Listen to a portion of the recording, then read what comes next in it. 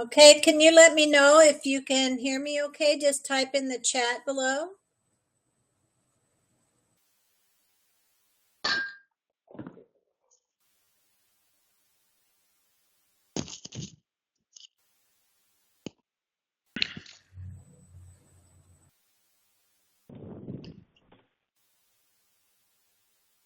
Great. Well, I have you all muted, so we're going to go ahead and get started. If we don't have too many people, I may unmute you if you have questions later, but then post any questions in the chat box and we will get to those at the end. Okay, so let's get started. We always start with 20 minutes of marketing tips, and today we're focusing on the best practices for social media. Of course, we're just going to cover some of the best practices today, but we're going to hit as much as we can. Did you have a couple of things from Google that recently came to us? I do, and one of the main reasons we do these Geek Meets is to keep you apprised of changes that Google makes that can affect your business. So there were a couple over the last month or two. You know, we didn't have a Geek Meet during the holiday season in November and December, but a couple of updates came through that I think that you might need to know about.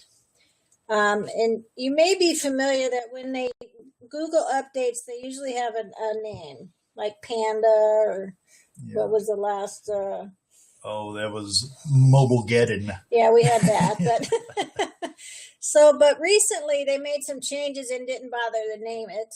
So one of the big ones is favoring websites with more content creation, which means blogging valuable content, that it's more substantial content. It's not just a 200 word, sharing an event that you participated in. It's really meaty content. They're favoring sites that do that. And those that provide content on a regular basis. Now, there's people that sit around and study Google constantly, so they have figured this out, and some sites are starting to lose ranking because they're not participating, they're not providing content. And after all, Google is in business to give you the best search result and the best companies. So in their eyes, they think if you are communicating with the public and with your customers, then you are going to be a better business to deal with, to show up in the search result, if that makes sense, right, Wayne? Well, and I'll add to that, 80% of businesses go out in the first 2 years. That's just the statistics. So again, Google's providing the best information that's out there. So if there's two equal companies, they both have a 5-page website, everything's equal. If one of them is providing more content, Google sees that there's more activity going on. That other company that has their 5 great pages, everything looks good, there's no evidence that they're still in business. So that's what they're looking for, is more content creation and that activity, because they're going to push that company to the top. And the second one came out in mid-November, and we've known this is going to come for some time. And this is a quote right from the Google email that we get. Today, we'd like to announce that we're adjusting our indexing system to look for more HTTPS pages. Now, you know, Google, when you say indexing, that's when it's searching and it's looking at all the web pages out there in the world. And there's a billion websites, so there's 50 billion website pages probably, or more. So the HTTPS means that you have a security certificate. Mostly those are on e-commerce sites now, or sites that collect data from, if you're collecting names, address, phone number of people. So Google in this, they really want to keep you safe and all the information safe and all conversations private between you and the people using your website. So they say specifically, we'll start crawling HTTPS equivalents of HTTP pages, even when the former are not linked to or from any page. So anyway, what they're saying is they're prioritizing. They're going to go look at the secure pages before they're going to look for the insecure pages. So whether you collect content or not, you might want to get a security certificate. I know the host that we use, any new domain that we put on there, they're offering that service for free. I'm still waiting to see if I can retroactively do that for those that I already have. But otherwise, it should not cost you more than $80 to $100 a year. So keep that in mind. Find out if you've got it on your website, and just know that Google is going to move more in that direction. It may even come to a point where it's going to hurt you, just like not having a mobile site. So. Right. I find it interesting that the HTTPS site, the security, you need to have that for if you're collecting a list, if you're collecting people's data. Well, there's Google requiring us to do something to perform better, but that's in our best interest too. If you've got a website going and your business is going well, you want to create a list. We'll go over that some more here in some of the next slides. So let's get into social media best practices and why should I use social media for my business? Well, the simple answer is that it's where your prospects are. It's where your ideal clients are. You know, you hear me, those of you that have been in class or been on these before, I really stress the point that before you start anything, you need to know who that ideal client is. So you need to, first, it's going to help you speak and interact with that ideal client. Also, there's 2 billion people active in social networks. That's about 70% of the entire world's internet population. And every day, billions of active users are following brands just like yours and making their purchase decisions based on the information that you share on social media. So help them make the right decisions.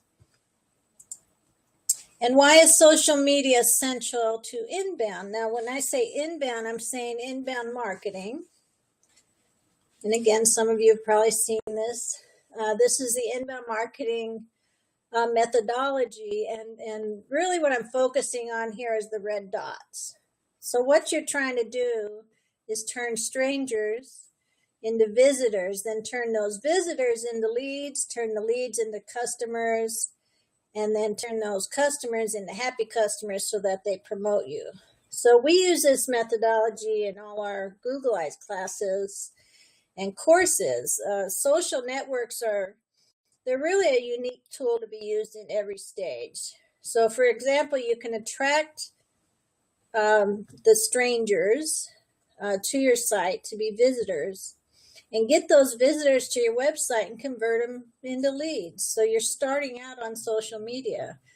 And then once you've got them, you can use social networks to close a sale, or even use them to stay connected and give customer support. I know I've used Twitter to have customer support with Dell. It was excellent. You know, I really love it when I have an option for chat. So, yeah. Another way to look at this too, you can turn this on its side, and it's been referred to as a sales funnel before, with the strangers on top. You want to fill that top of your funnel and then bring them down to where they become the visitors, leads, and customers. But again, this is the lifeblood of your company. Your best clients are your repeat clients. Again, turn them into promoters. They're going to bring you more business and referrals.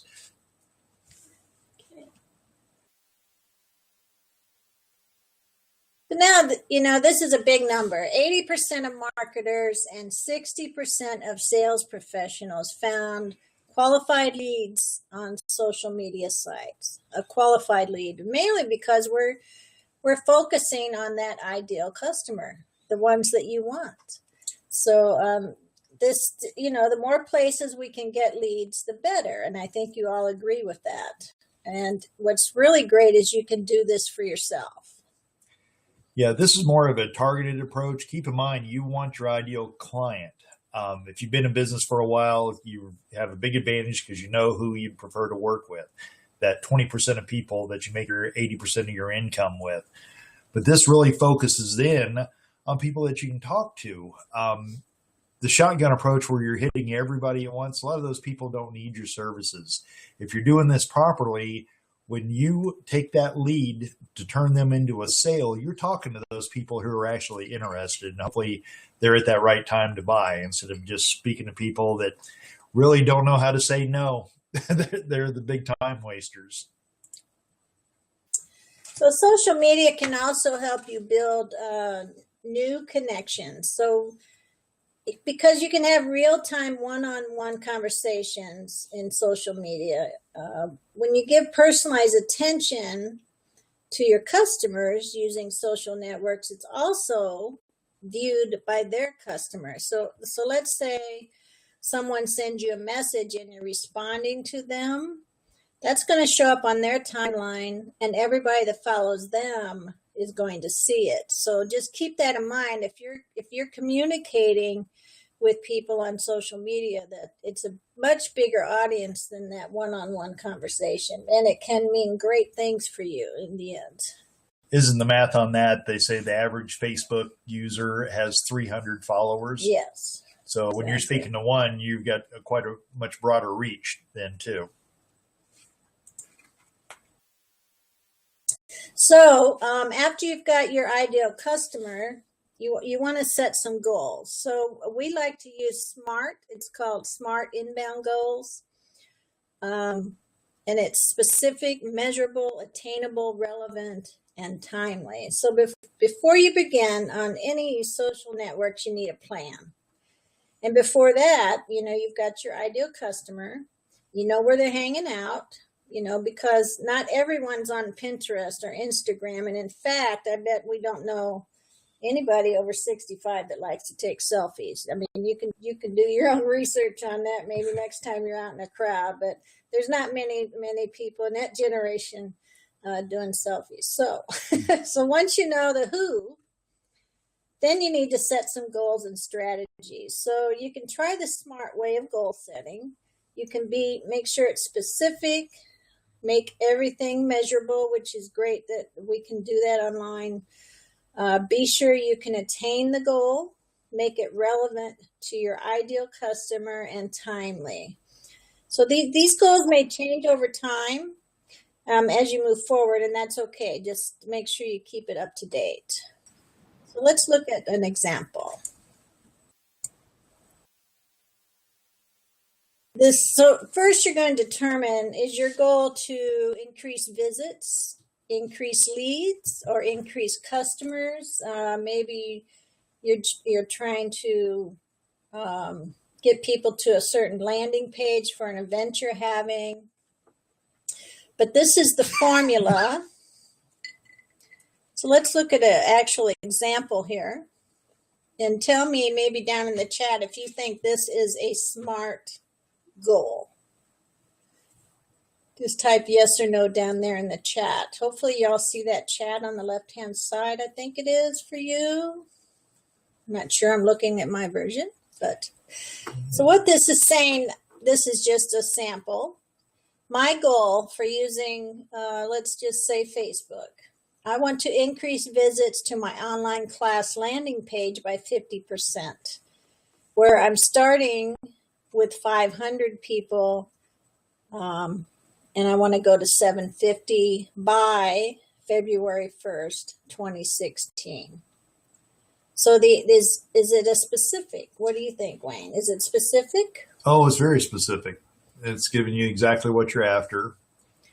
I'd say it's measurable. The attainability, though, how long have you had this goal? Because if you set this today, you didn't allow yourself very much time. Right. So if I say, I'm getting an average of 200 people a month, let's say right now, then I'm going to know, and I want to bump that up a little.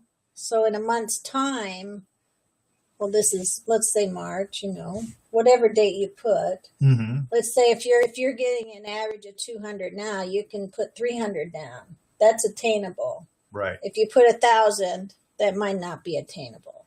So you want to make it, easy to reach. Not too easy. Mm-hmm. You're trying to bump it up a little bit. Make it. Way to help set your goal on this too is, let's refer back to that sales funnel.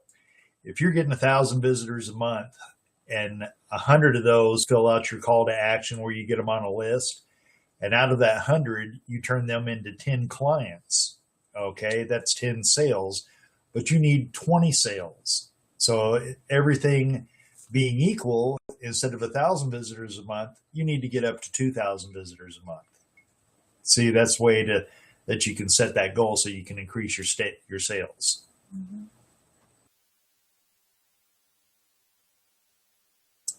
So we're going to look at the social publishing best practices. Okay, we're going to break these down individually, but you want to make sure that you optimize your social media profile. I know, for example, Google My Business, you have to be 100% in there. You want to fill out all the information about your business. You're creating a social media style guide. If Sandy and I both, for example, are doing our social media independently, we need to be on the same page. We don't want to have a big branding issue or identity crisis, I call it. It should be consistent. Want to customize your content. And when we're mentioning that, that's towards our target audience. That's who we want to direct everything to. Sharing that relevant industry content, we all have inside information. A lot of this we share, Google puts me on Google Hangouts and tells me what's going on. And then you want to publish on a consistent basis too, and Sandy will go over that. You don't want to leave here today and be excited and push out 6 different articles and then do nothing again for 3 months. You want to stay consistent with what you're doing.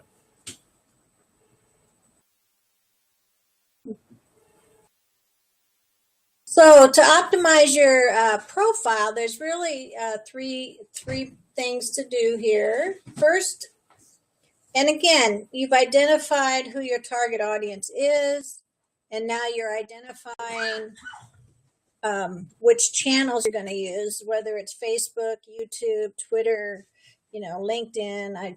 Everyone should use LinkedIn. But you want to make sure these are all kind of cohesive. They're all using the same kind of imagery, colors, and the logo. Now, there's new recent studies on this one. I meant to change it because I changed mine. But instead of your logo there in that little the profile, it's a picture of yourself, because people do business with people. So your logo can end up in the larger picture, but the small picture should probably be you, whoever it is, whoever the voice is that's speaking about your company. And I am a strong proponent that you do your own social media. I mean, you may need help with strategy, but the voice should come from you or someone within the association. Are you saying that my picture should be where the smaller train logo is? Yes. On the left? Yes. Okay. That's where it should be. And it's at different places and different page. This is Facebook. Then you want to have a clear and concise company description, something that really, you can have a few keywords in there that describes exactly what you do. And then what some people forget is to put a link to the website. So make sure you've got a link in either to your blog or wherever you want people to go to learn more about your company. Again, that social media guide is only really important if you are working with someone else. I know some people have hired people to post their social media. It's very important you create a style guide for them. For example, things like how many hashtags do you want to use per post, what those hashtags are, what's the tone, will they include images, are you going to add links? So this is very important if you have more than one person doing the posting or if you've hired someone outside. So then we're going to look here. Each platform's a little different. I'm only looking at 3 here. But Twitter is basically for microblogging. But now you can add video and images, which really helps. And you can post, you need to decide you're going to post an image every time. It does help to post an image. Twitter limits the tweets to include a link to just 117 characters. So if you have a link in your post, you can only put 117 characters of text. So rule of thumb, try to keep your tweets between 100 and 110. Because, you're always going to have a link in there, because the purpose of using social media is to draw people to your website most of the time. So you're going to have links. So just keep in mind 100, 110 characters. Facebook studies are now showing more clicks are going to the longer post. You've seen more of those lately, read more, and it drops down to longer post. Those are getting a lot of action. You can put a lot in that space. In fact, I did it this morning, so you guys might see that. Plus, you can put an image. So don't forget, have some fun too. Don't always be serious. Now, the place to be serious is LinkedIn. It used to be a job board, but it really has evolved into so much more, and we can attract business through there. So you want to make your profile speak to the needs of the prospects you're going after, and not all about you. A resume, is all about you. Your LinkedIn should be more of the benefits that you can provide to those prospects. And that's a whole nother class, but just wanted to mention it. Hey, you also want to establish yourself as a thought leader. You want to be a real trusted source of information. And that's what we're trying to be with these Geek Meets. We put these together because a lot of people we work with are in retail and can't get away from their jobs. Even if you're in the service industry, you've got things to do. So we try to make this available to you once a month. And by being the thought leader, Sandy, with all of her training on inbound marketing, is there, and she keeps up with the industry. But again, being connected with Google before the public sees the information, a lot of times we get that information. Therefore, we bring that out. Now, each of you in your industries are getting inside information that people don't know about. But again, we're business to business, so that's who we're sharing with. Think about who your customers are and what they're looking for, so that you can be the thought leader also. And then there's publish on a consistent basis. And how often do you have to post? Well, that really depends. I know you hear that a lot. It's really, you're seeing, right now you're probably seeing yourself sitting in front of a computer, putting a timer on. Oh, I have to post to Facebook in 2 hours. Then I have to do it again in 2 hours. I got to do tweets every hour. But no, that's where building a strategy makes things a lot easier. This is an example, and then this feeds into our tool of today, which is Buffer. I just discovered it's wonderful. But here, this is what I use. So at the top, first I'm going to brainstorm things that I can post. This is a Facebook and Twitter strategy at the top. And for my example, I decided I'm going to do little 10-minute Googleized stories, okay, every week. So I put that on my blog page. I use those 2 hashtags.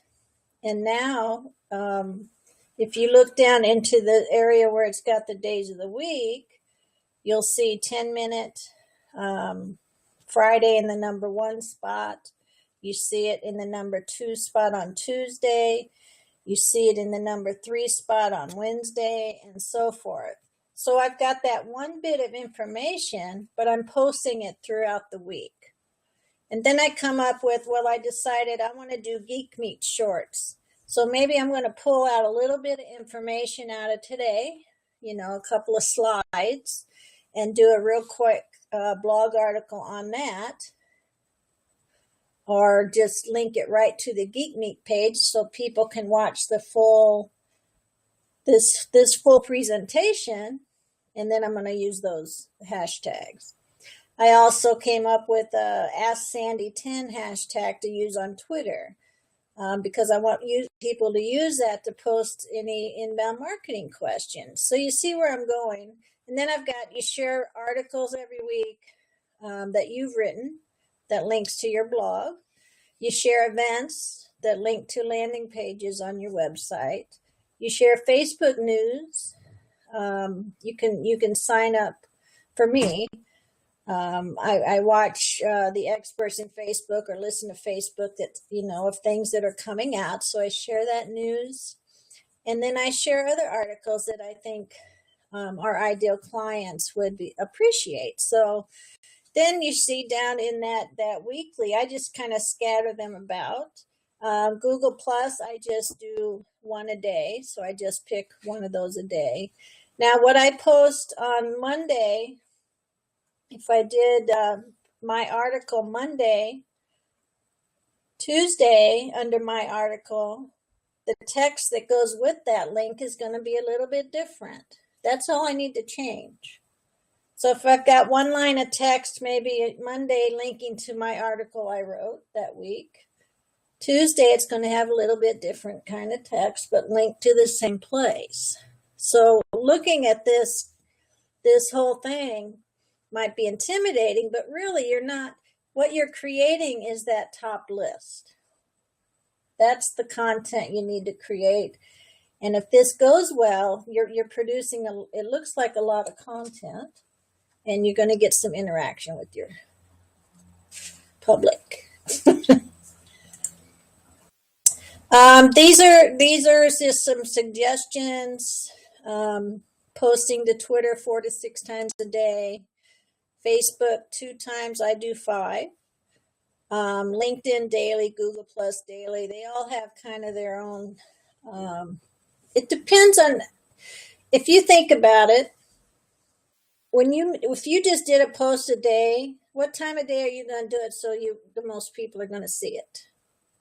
There's no way to know exactly when that person you want to see it will see it. So by posting Facebook 5 times a day with 5 different things, there's a good chance. And then I had them at different times of day, the same stuff throughout the week. There's better chance that my audience is going to see it at least once.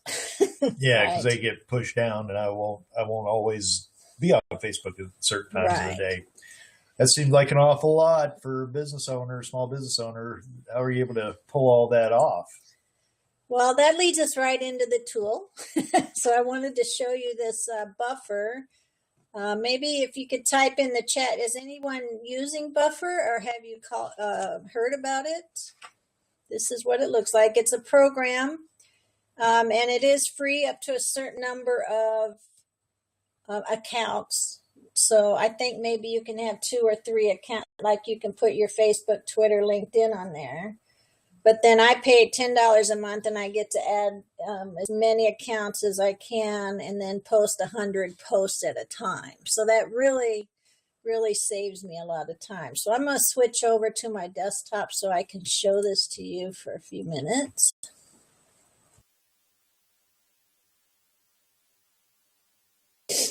So once you log into Buffer and get an account,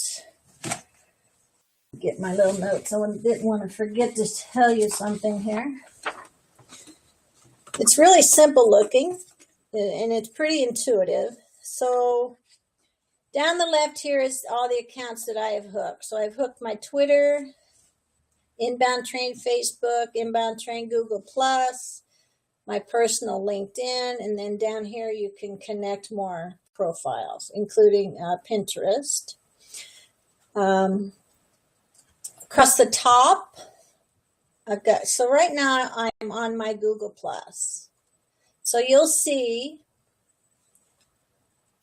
I have, remember I said I wanted to do 1 a day. So I've gone in, I've got 1 post a day, all the way until next Tuesday. And this is just for demonstration. I've not done that last sheet I just showed you. This is for demonstration. I just linked to articles. What else is cool is feeds. Let's say you have some favorite blogs that you read for your industry. You can go in here, add a feed from that blog. So for mine, for example, I've got Social Media Examiner. I've got Content Marketing Institute. I've got HubSpot.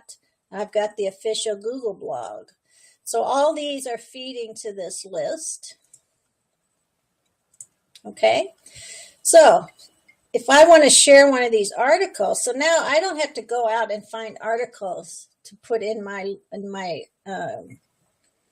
feeds, the schedule. They're here. Well, that's easier. It is very easy. So now I'm just going to go through here. Maybe I don't care about that. I'm going to get rid of that. I don't know who that is. But maybe I want to do this. Maybe I want to add this article. Okay, so how we increase organic traffic. So add. It's going to go on Google Plus. I can also just add it to all of them at the same time. And you've seen these. People are sharing articles. But I want to make sure it's relevant to my audience. So then I just add that to my queue. And when I go back to my queue, there it is. Now that's set to go out Wednesday at 12:30. Now, how do I know 12:30 is good? Say, oh, what else is good? Maybe I want it to go out on Tuesday instead. Mm-hmm. So I can load up all my links, everything that was on that spreadsheet, and then I can just move them around to where I want them. So if I want, how do I know? Google says 12:30 is the best time. So I'm going to go up here to schedule. Now I'm on my Google Plus. Let's say I can pick the days of the week that I would like to post. I can go here and optimal timing tool at the bottom. This is magic. So my Twitter is set for 5. So let's go to Google Plus. I'm going to say once, and I'm going to calculate time. So scientifically, they're telling me the best time of day. So when I set it up last time, 12:30 was the best time of day. Now it's 9:53 a.m. So if I replace that, now my posts are going to go out at 9:53 a.m. because that is what they're saying is the best time of day for my Google Plus posting to be found. That is when your followers are actually seeing your posts. That's this fantastic. is magic. This is magic. So anyway, so I recommend at least get it. It's free for a certain amount. If you can just add your Facebook and Twitter on here, and then get started. There's also analytics. You can see how well your posts do, and if you want to share it again, you just click it. You can look most popular, least popular. And then if we go back to content, then this, you can, of course, you can always edit. You can add content. You can add a message here. Let's say you read this article and you wanted to make a comment on it. So this is great. This will save you. So now what you need to do is go back to the slides. We'll go back to this, your plan, and then you plug all these in. You can sit down. Once you get this set and you're pretty happy with it, this isn't going to change much because you can add, it's pretty basic. If you have events, if you have, whatever you're working on, whatever audience, let's say you want to share recipes, say you want to share, someone this morning told me gardening tips for this season. You can change it out seasonally, but always have a plan. Have it go to a page on your website if possible, or some way that is benefiting you. Hope that makes sense. But the buffer tool, now I can just go into buffer and get all these in there, and I could do it weekly, I could do it monthly, whatever. For me, though, I have to have all of these at the top created, Right. before I start posting. So that takes a little time. I'm not going to say it's 5 minutes a day. I'm saying, for me to create the 10-minute story and the Geek Meet shorts and an article a week, that might be a day out of my week, but if I can get focused, there's a good chance I could get 2-3 weeks done in one day. So then you're set. Marketing takes time. You're either going to, even if you find you have to hire someone to write your content, that would save you a little time, but you need to be in charge of this because you need to be the one commenting. So right. But by doing that marketing, that brings you people in that are much easier to sell instead of you just canvassing everywhere. Right. So I think we have come to our Q&A time. Mm-hmm. Hopefully you guys will check Buffer out, buffer.com, and just see if that might help you. But make then you're going to want to do your spreadsheet, get your plan together. You should have a strategy. Don't just start posting pictures of puppies, as I say. Right. You need to really have a plan to make that plan. What do you want it to do? What do you really want it to do? Now, if you go up here, remember under the three, I don't know if we have that option here now. But you could type in questions, or I can unmute and see how that goes. I just don't want everybody talking over everybody. Let's see if I can unmute people. But if you type down below, okay, Sherry, how often do you check and I'll revise the time of day? Well, I do it just every week, because it's really pulling from yours as well. So it's seeing when people are pulling up and seeing your content. So that does change periodically, especially as your list grows, it's going to change. Right. Well, and the only checking out once a week too, the whole idea of that tool is to save yourself time. Mm-hmm. Once you've laid out your strategy, come up with your content, put it in there, and Sandy might have something going out right now, while we're sitting here talking. That's right. Let's see. Any other questions?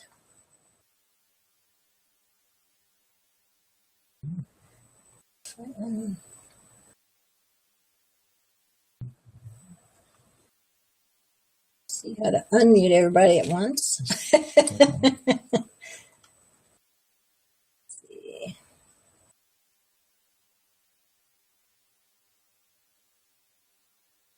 You have to unmute yourself. That'll take care of it. That's why I can't unmute you all. Yeah. When you see your name there, you've got a little mic or a phone with a line through it. If you click on that, it will unmute you and you can ask a question.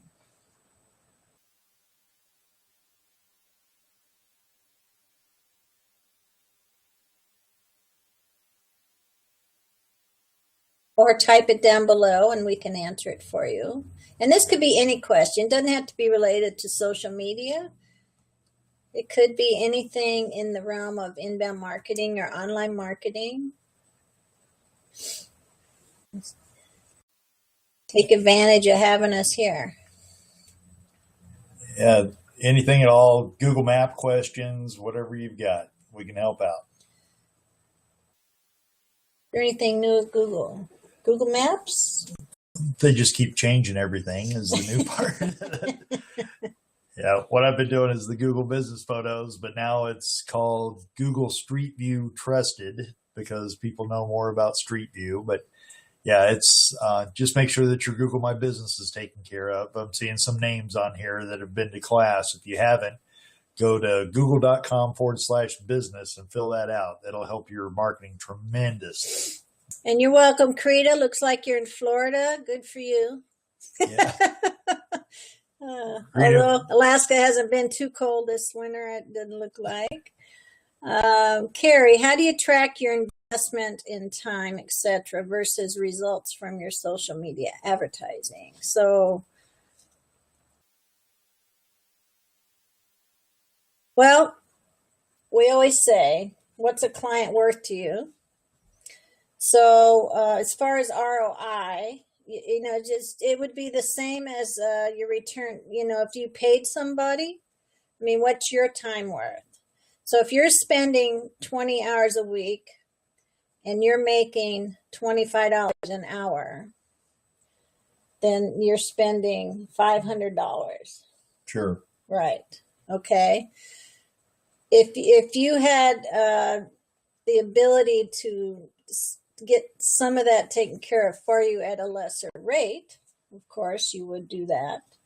Or if a client is worth, over a 5-year period, if a client is worth $10,000 to you, is it worth $500? Because if you keep doing this and you're not getting at least one new client a week, if you're putting that kind of time in, then you're doing something wrong. Right. So you got to weigh that out. Is it really, what's a client worth to you? What's your time worth to you? And if you're the lead, is it, and you're able, is it worth finding somebody else that can do it at $15 an hour, for example? Well, and I compare it to what my other efforts are right now to get leads. Am I going to B&I groups? Am I cold calling? Not just B&I, T&T, the different business networking groups and things. Depends on who my target market is. Using myself for an example, if I'm after the virtual tour shoots, I need to have people that are in brick and mortar store locations. So if I go to a B&I group, many times those are service industries.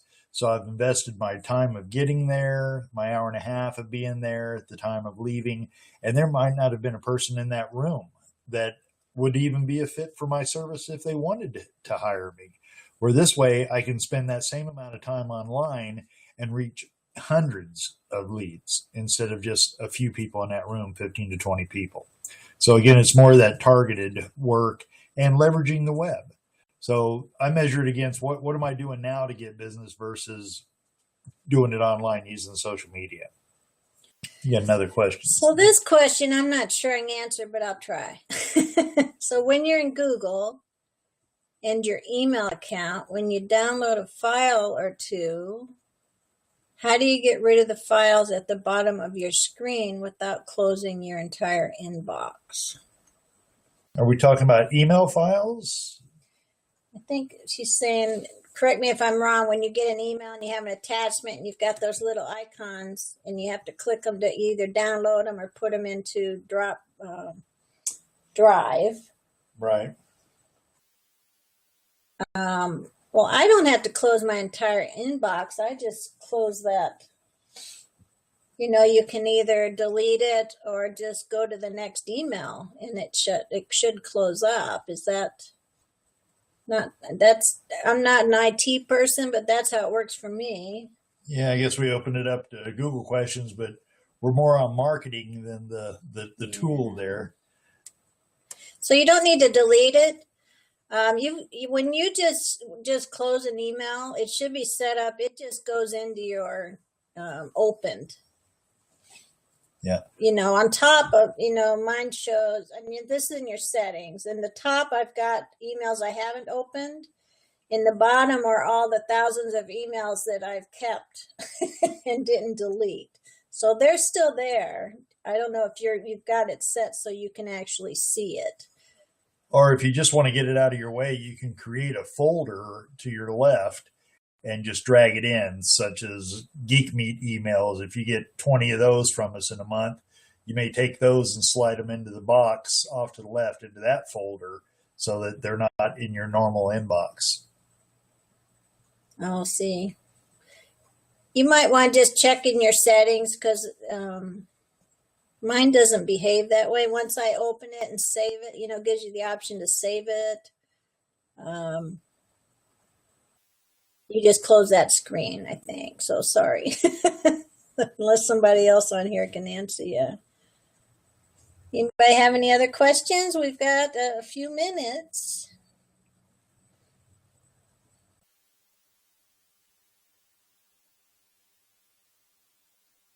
What else is new for us? Anything new? Oh, we do have a big new offering out there for you guys around here. We're going around.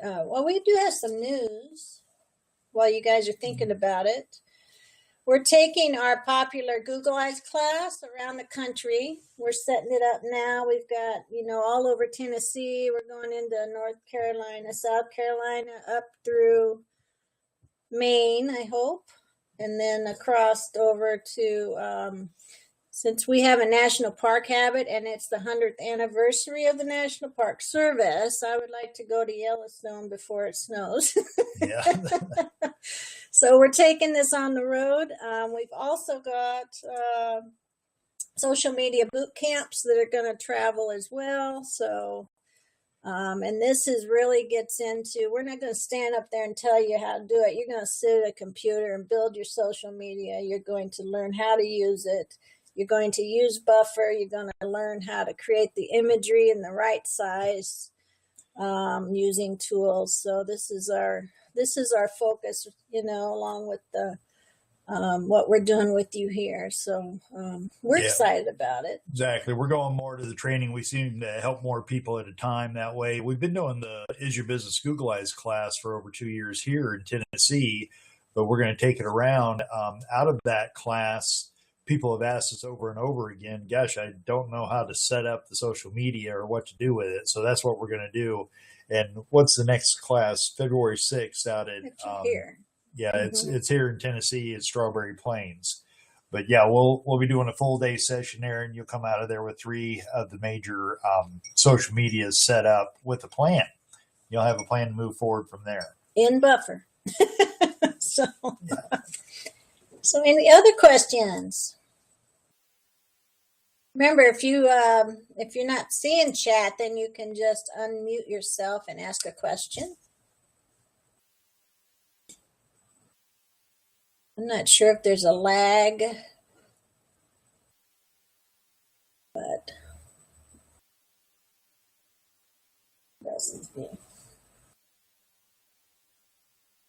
okay.